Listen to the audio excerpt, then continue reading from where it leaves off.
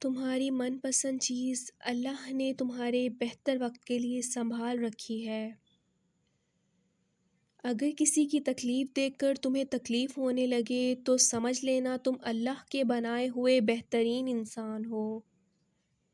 تکلیف ہونے پر جو بندہ سب سے پہلے یاد آئے وہ زندگی کا سب سے قیمتی انسان ہوتا ہے۔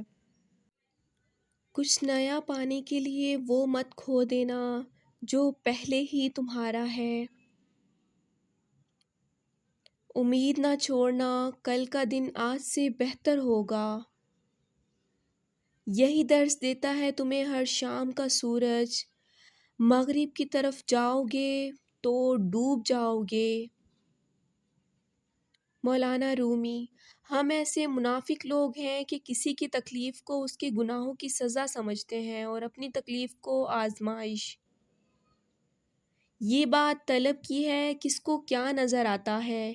جو خدا کو دیکھنا چاہے اسے خدا نظر آتا ہے۔